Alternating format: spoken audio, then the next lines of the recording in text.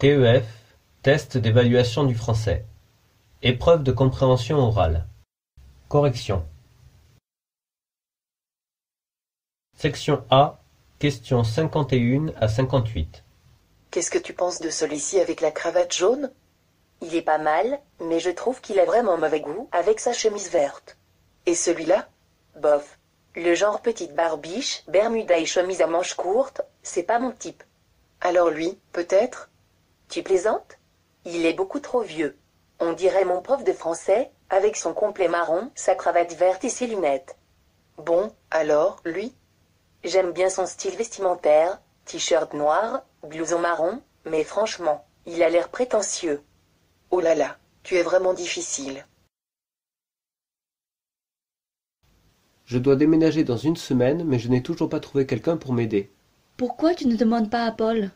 Paul, il n'est pas du tout fiable. Tu exagères. J'exagère? Une fois, je lui ai demandé un service. Il m'a dit qu'il avait de la fièvre parce qu'il avait pris froid, alors qu'on était en plein été. Une autre fois, pour une toute petite chose, il m'a répondu qu'il avait mal au ventre et qu'il ne pouvait pas bouger de chez lui. Je me souviens qu'une fois à la fac, il avait fait croire qu'il s'était cassé la main pour ne pas avoir à écrire, alors qu'on devait préparer un exposé. Tu aurais vu son énorme bandage. Alors là, si je lui demande de m'aider à déménager mes meubles, je suis sûr qu'il va me dire qu'il a un problème au dos.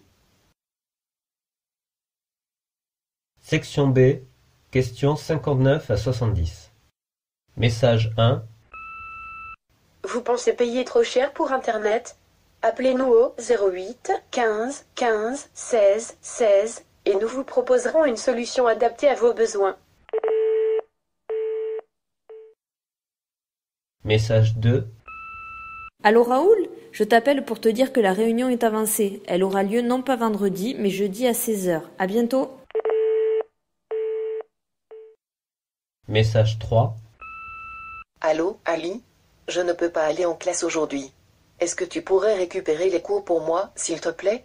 Bisous. Message 4. Allô, madame du tuyau, c'est le plombier.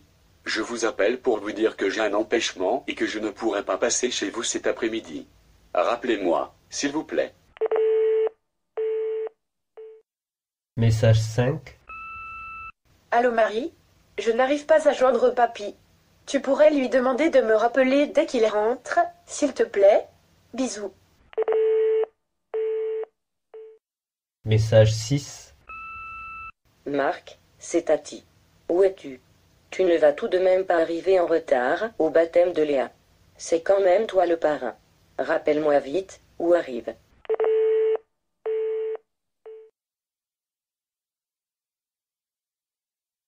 Message 1. Vous pensez payer trop cher pour Internet?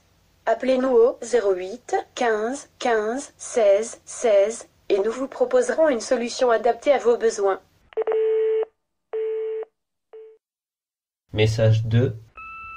Allô Raoul, je t'appelle pour te dire que la réunion est avancée. Elle aura lieu non pas vendredi, mais jeudi à 16h. À bientôt. Message 3. Allô, Ali? Je ne peux pas aller en classe aujourd'hui. Est-ce que tu pourrais récupérer les cours pour moi, s'il te plaît? Bisous. Message 4. Allô, madame du tuyau, c'est le plombier. Je vous appelle pour vous dire que j'ai un empêchement et que je ne pourrai pas passer chez vous cet après-midi. Rappelez-moi, s'il vous plaît. Message 5. Allô Marie? Je n'arrive pas à joindre papy. Tu pourrais lui demander de me rappeler dès qu'il rentre, s'il te plaît? Bisous. Message 6. Marc, c'est Tati. Où es-tu? Tu ne vas tout de même pas arriver en retard au baptême de Léa. C'est quand même toi le parrain. Rappelle-moi vite où arrive.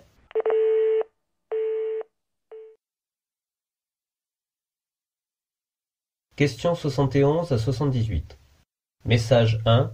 À l'occasion de l'arrivée du Tour de France, rendez-vous au rayon cyclisme pour tenter de remporter un superbe vélo de route d'une valeur de 1 600 €. Venez vite retirer votre bulletin au rayon cyclisme et n'hésitez pas à jeter un œil sur notre vaste gamme d'équipements du cycliste. Message 2. Mesdames et messieurs, la pièce va bientôt commencer. Veuillez éteindre vos téléphones portables. Nous vous rappelons qu'il est interdit de filmer ou de prendre en photo les comédiens et le décor. Merci. Message 3. Votre attention s'il vous plaît. En raison d'une trop forte affluence, nous vous informons que le TER, numéro 17753, à destination de Lyon-Perrache, est complet. Les voyageurs munis d'un billet peuvent se rendre à l'accueil, où de plus amples informations leur seront données. Message 4. Un bébé a été retrouvé au rayon alcool et vin. Il porte un body sur lequel est écrit « Meilleure maman au monde ». Il attend ses parents à l'accueil, à l'entrée du magasin. Merci. Questions 79 à 84. Information numéro 1. Des vents violents sont annoncés sur l'ensemble du département des Bouches-du-Rhône et du Var. Dès aujourd'hui, le Mistral souffle de 40 à 50 km/h avec des rafales pouvant aller jusqu'à 60 km/h. Information numéro 2. Un adolescent de 15 ans est décédé samedi soir après avoir été poignardé lors d'une rixe entre bandes dans le 11e arrondissement de Paris.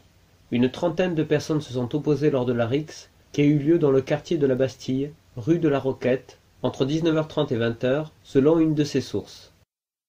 Information numéro 3. Les clubs reviennent à la charge en ce mois de janvier, mais Monaco, qui ne l'entend toujours pas de cette oreille, vient de fixer un prix démesuré et qui semble rédhibitoire. Le club princier demande la modique somme de 101 millions d'euros pour l'international Thomas Lemar. Information numéro 4. Mark Zuckerberg a annoncé, jeudi, la refonte prochaine du fil d'actualité de Facebook. Après une baisse de la valeur des titres de Facebook avant l'ouverture des marchés américains, vendredi, à la fermeture, les titres se négociaient à 179,37 $ contre 187,77 $ jeudi, soit une baisse de 4,4%. Information numéro 5. Des cris de joie, comme un souffle d'air chaud. Une flambée d'émotion, comme un feu qui file. Love suprême, chorégraphié par Anne-Theresa de Kersmaker et Salva Sanchi, sur la musique de John Coltrane, a soulevé le public, mardi 9 janvier, à l'Espace Cardin à Paris. La nouvelle année s'était lancée sous des auspices vibrants, qui raccordent la danse à un art de vivre à fond, avant d'être une technique. Information numéro 6. Depuis l'été, le chef de l'État est attendu sur la réforme de la gouvernance métropolitaine. Cependant, au fil des mois, il apparaît tâtonner pour trouver la porte de sortie. À la mi-décembre, le président de la République a invité à dîner un groupe d'architectes du Grand Paris et tout à coup, l'histoire a semblé se rejouer. Mais il bute toujours sur l'indébrouillable question de la gouvernance. Section C. Questions 85 à 90. Personne 1. Moi, je ne m'imagine pas la vie sans portable. J'ai 2 téléphones, un privé et un professionnel, branchés en permanence, 24 heures sur 24. Et pourtant je n'abuse pas, je ne passe pas des heures à parler, mais pour moi c'est une sorte de contact invisible qui me rassure au quotidien. Personne 2. On est tous nés sans appareil électronique. Lorsqu'on communique entre nous, on se sent plus à l'aise sans téléphone. C'est pourquoi, je pense que vivre sans téléphone est possible, tant que cette communication n'est pas ignorée. Personne 3. Non seulement je le pourrais, mais je vis sans. Comment faisait-on avant? On avalait 2 cafés de plus quand notre rendez-vous était en retard, on s'en allait quand il était très en retard, ou on allait voir le film seul. C'était différent, c'est tout. Ni mieux, ni moins bien, ni moins facile. Personne 4. Je suis tout à fait d'accord que la vie était plus tranquille sans les portables et les digicodes, mais aujourd'hui, vivre sans paraît inimaginable. Personne 5. Tous mes amis et ma famille le savent, je suis accro à mon téléphone portable, et la plus grande angoisse, c'est quand mon téléphone se décharge, j'ai l'impression d'être coupé du monde. Personne 6. Le portable n'est pas un objet indispensable pour moi, d'ailleurs je l'oublie souvent. Je regrette l'époque où toute cette technologie n'existait pas, et les gens se rencontraient, écrivaient des lettres, écrivaient des cartes postales, parlaient, s'engueulaient des visus. Certes c'était long, mais au moins ceci ne déshumanisait pas les relations entre personnes. Question 91 à 100. Message 1. Cette cette semaine, on est avec Grégory Barbet. Grégory Barbet, bonjour. Bonjour. Vous êtes viticulteur et pour vous poser plein de questions, 3 étudiantes de l'Université de Lyon 2. Bonjour Amandine.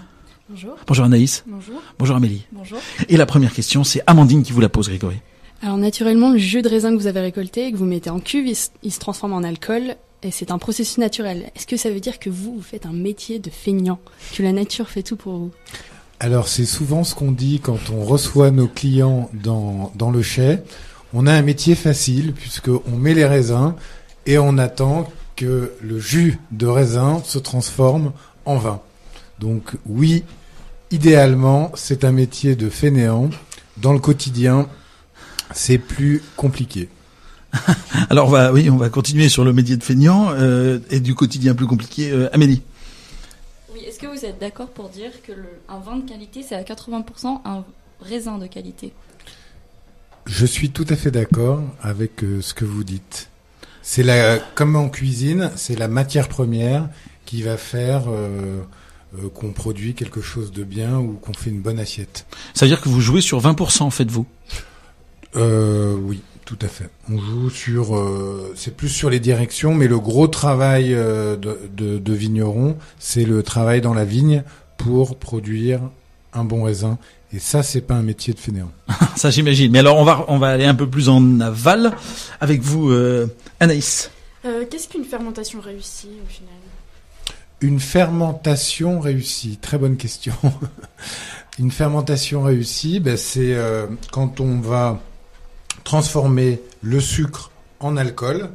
Et donc, ce qu'il faut, c'est que ce soit vraiment un processus naturel avec des levures naturelles. Et donc l'alcool va exalter en fait tous les arômes, et ce qui va donner la complexité d'un vin. Message 2. Et Gilles Vesco est l'invité de Paul Satis. Messieurs, bonjour. Bonjour Gilles Vesco. Bonjour. Chargé des nouvelles mobilités urbaines au Grand Lyon, c'est-à-dire à la métropole, en 2014, le Vélov, qui fêtait ses 10 ans, a aussi battu son record de fréquentation. Combien de vélos loués ? Alors, 8 300 000 sur une année, ça fait plus 17% d'augmentation. C'est le plus fort taux d'augmentation dans les transports partagés, même au-delà du tram qui explose tous les records également. Donc ça veut dire que le Vélov est vraiment rentré dans la vie des Lyonnais, qu'ils l'ont intégré dans leur quotidien, et pour leur plus grand bonheur, et puis celui de la ville également. Comment le développer encore, du coup ? Alors, le contrat finit en 2017, puisque c'est un contrat de 13 ans, 2004-2017, avec Deco. On est en train de sucer le crayon pour un cahier des charges et voir un petit peu ce qu'on veut pour l'avenir. Gérard Collomb a déjà annoncé 1000 Vélov supplémentaires, donc on passerait de 4000 à 5000, et puis équipement d'une partie de toutes les villes de la première couronne, c'est-à-dire les villes voisines de Lyon et Villeurbanne, qui est le territoire Vélov. Et puis électrification du Vélov. Alors pour l'instant personne ne le demande parce que c'est la gym douce finalement. Une demi-heure de gym douce, ça fait gagner 3 ans de vie et puis ça fait du bien. Mais on a pensé qu'on pouvait aller un peu plus loin en périphérie, monter les 3 collines de Lyon, Fourvière, Croix-Rousse, Duchère, et surtout gratter des marges de progression sur les seniors actifs qui sont que 2% de plus de 60 ans sur Vélov. Et or on sait qu'il y a un potentiel. Message 3. Terre à Terre, le magazine de l'environnement, on explore ce matin les relations entre écologie et régime politique avec Hervé Kempf, journaliste au Monde et écrivain.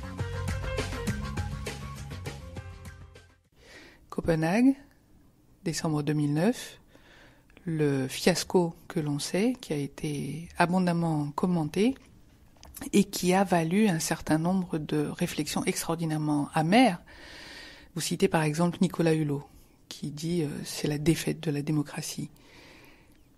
Et puis, immédiatement, vous tirez un petit fil que pratiquement personne n'a vu et vous montrez qu'il y a quand même là une sorte de gigantesque malentendu. Oui, c'est-à-dire que quand Nicolas Hulot, pour qui j'ai beaucoup d'estime, une estime très sincère, dit c'est une faillite de la démocratie, il se trompe doublement. Il se trompe par rapport à ce qui s'est passé au moment même de la conférence de Copenhague, où la présidence danoise, qui était notamment dirigée par la ministre de l'Environnement Connie Hedegaard, a fait un jeu plutôt que de respecter les procédures démocratiques des Nations Unies. qui, même si elles sont lourdes, ont l'avantage d'être rodées et de permettre une vraie expression, une vraie délibération de toutes les délégations des pays qui sont représentés.